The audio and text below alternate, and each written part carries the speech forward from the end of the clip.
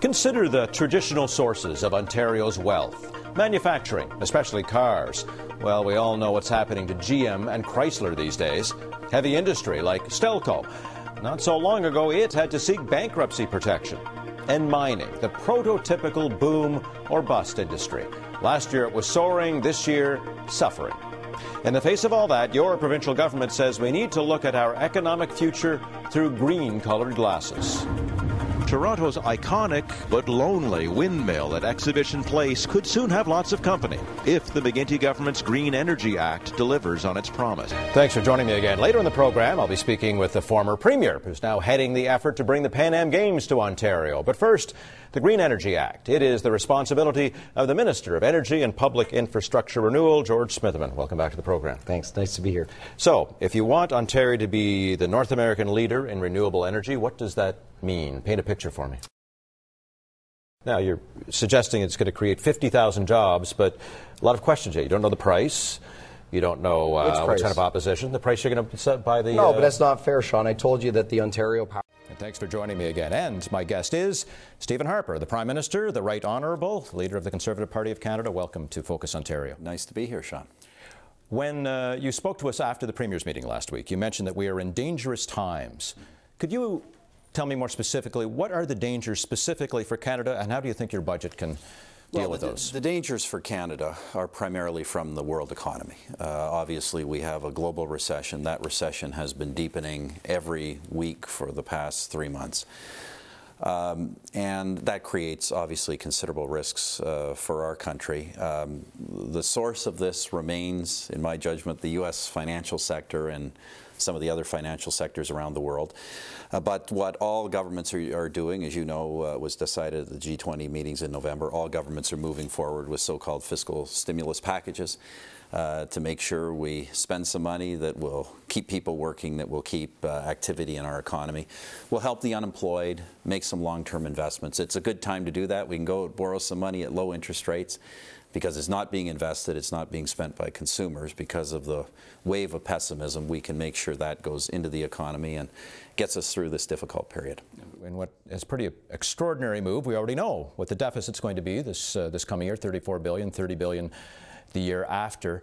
And the provinces and the premiers and even the other parties all seem to be in favor of deficit spending of some sort. We've got a poll today suggesting the majority of Canadians support deficit spending. But a thin majority, something like 41%, are against deficit spending, think it's a bad idea, and the largest concentration of that is right in your home province of Alberta, and I'm assuming Conservative supporters in general. What do you say to those people? Well, look, I think people's real concern right now, and we've done a lot of consultation, I mean, people aren't concerned about the balance sheet of the government. They are concerned about their jobs. They're concerned about the future of their businesses if they're employers. What people are concerned about is that the government do something to make sure we sustain economic activity. And we have to run a deficit to do that. Where the concern is, Sean, I think, among a lot of people, is that this deficit be simply a short-term deficit to deal with the immediate problems and not become a long-term deficit. Most of the items in the budget you'll see are time-limited in duration, the next couple of years, designed to get people back to work, to get the economy going. And they will end. They will end, presuming, of course, that that Parliament doesn't attempt to extend them, which obviously some of the opposition may want to do in time. But our intention is to make sure we spend in the short term, take that money out of the economy that isn't being used, put it to work.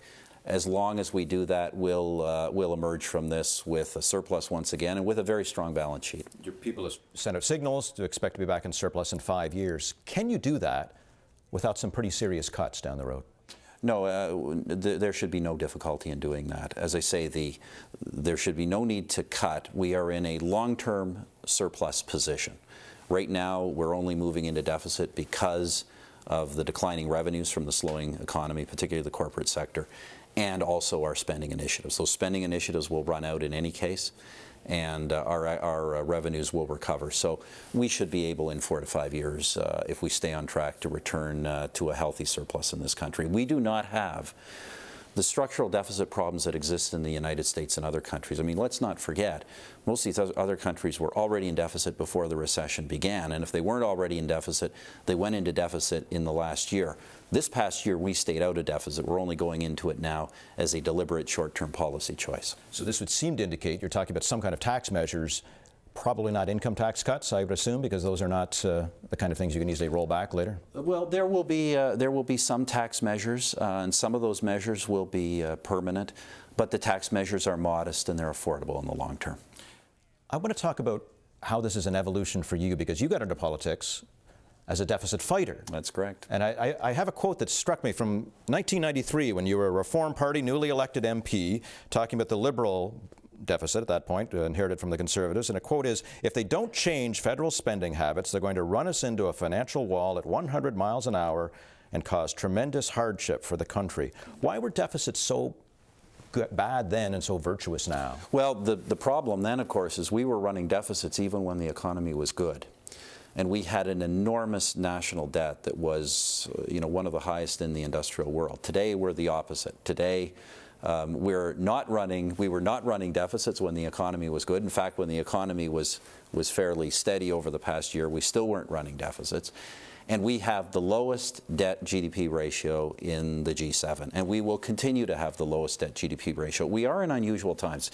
As you know, I got into politics as an economist. There are rare times.